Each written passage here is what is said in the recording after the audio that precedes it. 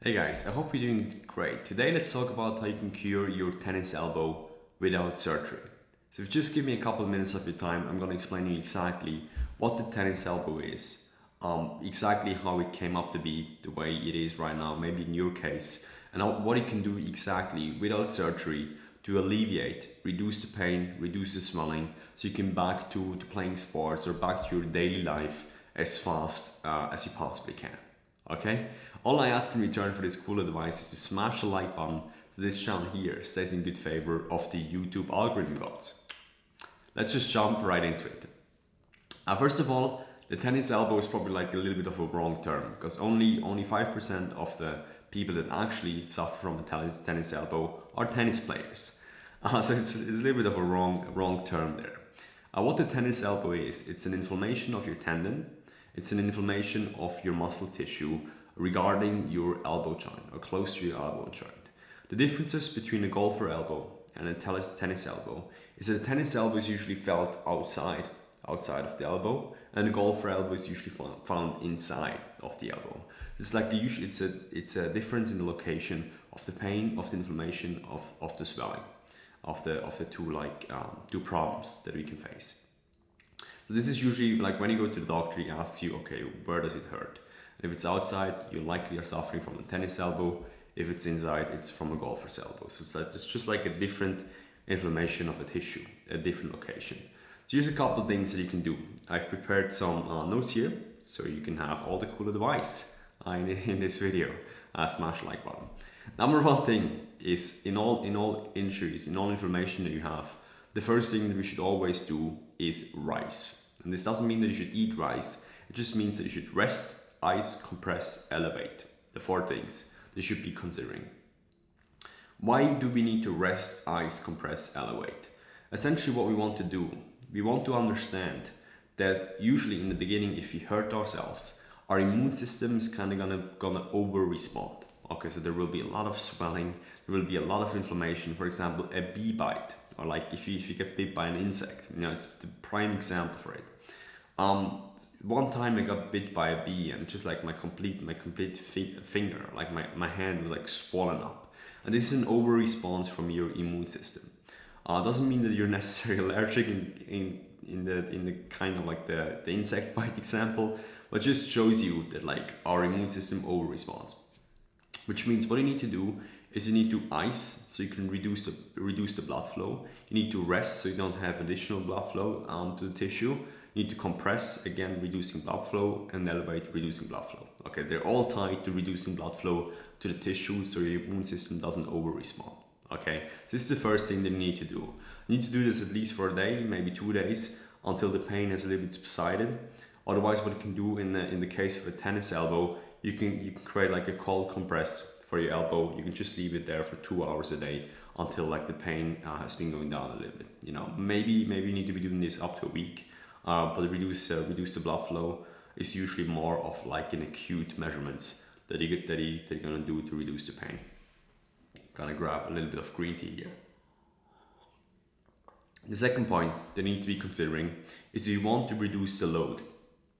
What a tennis elbow is, same as back pain, it's called accumulative trauma disorder, which means just because you're doing one thing wrong, let's imagine one time you lift something too heavy and then you get tennis elbow. That's not how it works. It's usually you get some sort of behavior like typing even.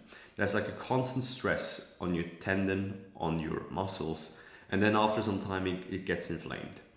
So which means what do you need to do? You want to reduce the load, or you want to give some variety to the load. Which means if you know that like your tennis elbow stems from a lot of typing, you want to change the desk height, or you want to change the seat height. So you have like a slightly different load on your elbow. What you also need to be considered doing is when the tennis elbow comes from your training, you want to implement a very long warm-up if you continue training, and you want to reduce the load or the intensity you're training at by at least 50%. You just want to go through the motions so you have still some blood flow after this initial rise phase, so you facilitate recovery after that. And this brings me to point number 3. Also associated with that is that you want to increase after this initial rise phase, where you decrease the blood flow to your tissue, you want to increase the blood flow afterwards. Why is this important, and how you can go about this? This is important because afterwards, the recovery period is heavily correlated with the blood flow that you have to your tissue. For example, bones, like the reason bones take very long to heal after you break them, like multiple months sometimes, it's because they have a very low blood supply. So it takes, like bloods don't get that many blood, like bones don't get that many blood as, for example, muscle tissue. That's why recovery times are heavily correlated with the blood flow that you have to the tissue. Which means in the case of your tennis elbow, the faster you can move your elbow, the faster you can do like very light movements with your elbow, the faster you can put some sort of strain on there. Not a very big strain, but just like a small strain, so your body knows that like recovery is important, the better it is, you know. And this means going for a walk, using your arms to go for a walk like this, maybe going for a slight jog. Again, don't overexert yourself. You just want to add some additional blood flow to the tissue.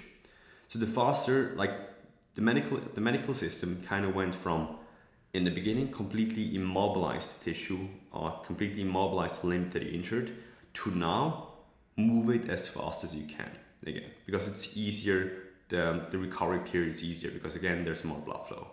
And I remember when I hurt my feet sometime really badly, the tendon, I was like jogging and it snapped over.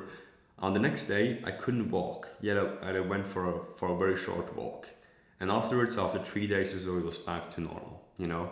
And I'm quite sure if I would not have gone for the walk the next day, even if I felt that pain, I was not overexerting myself, but even if I felt that pain and went for the walk, it drastically helped my recovery. And I think the same thing would be happening for you if after this initial reduction, rise phase, rest, ice, compression, elevate, you increase the blood flow as soon as you possibly can.